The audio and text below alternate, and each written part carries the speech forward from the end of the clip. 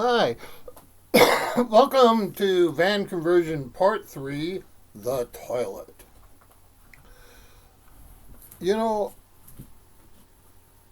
you'll see a couple of videos, but not many videos out there deal with the toilet in an RV or in a van life or in camper.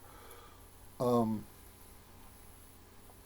just frankly, and talk about something that's very important to human existence, getting rid of our waste.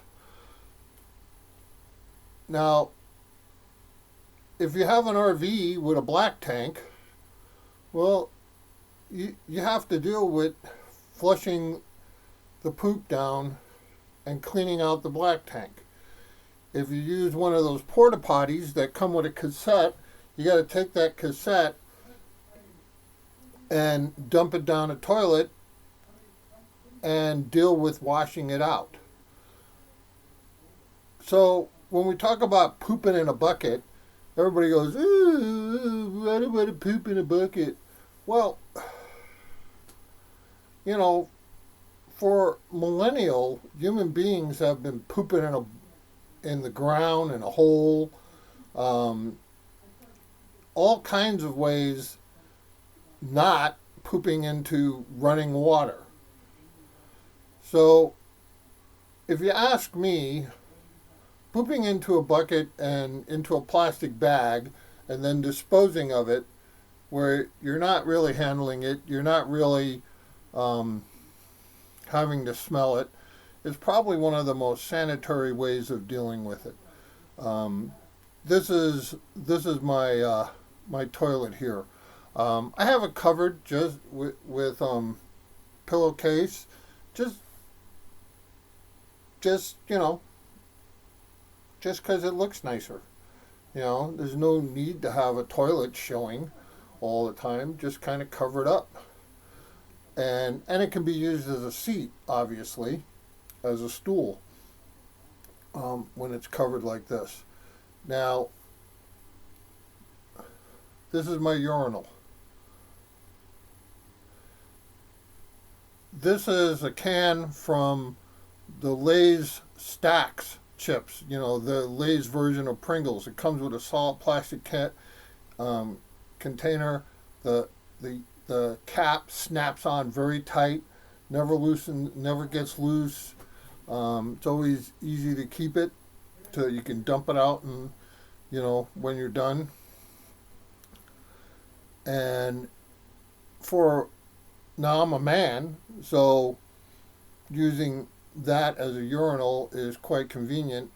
For women, you might want to get one of those female urinals that they use in hospitals, or there's dozens of them on Amazon. Or, as you'll see, this is a regular round toilet seat. If you got an oval that came out, then you could take a canister and bungee cord it to the front, and then have some type of funnel at the front of the toilet to divert the urine.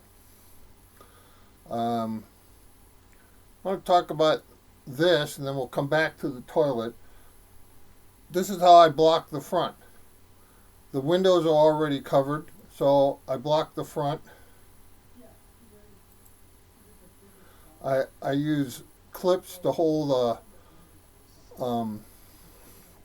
a cargo blanket on. And I have some other hangers that I can hang things from.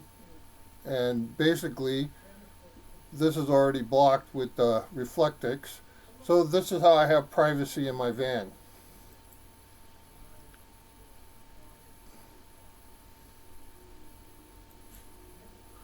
Okay, back to the toilet.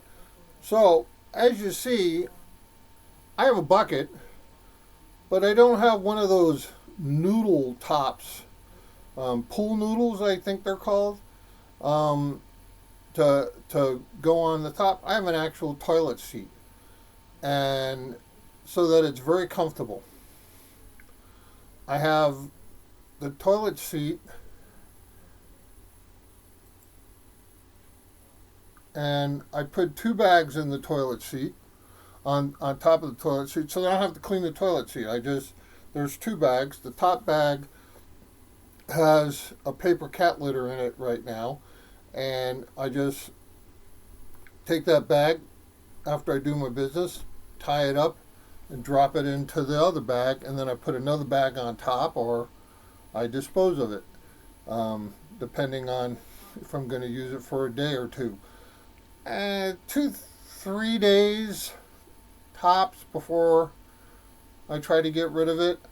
If I'm in a place where I'm camping for a while, I may just set it outside underneath the van and then collect it on my way out.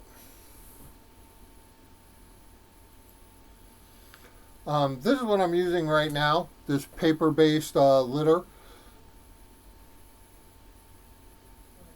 It's recycled papers. You can use about anything, like for a cat litter. You can use actual cat litter.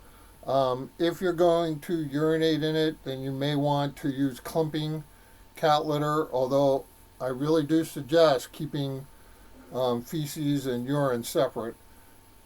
And this is actually not my preferred. I ran out of my preferred, and I had this handy, so I started using this. It works pretty good. My preferred is cedar chips. I like the smell,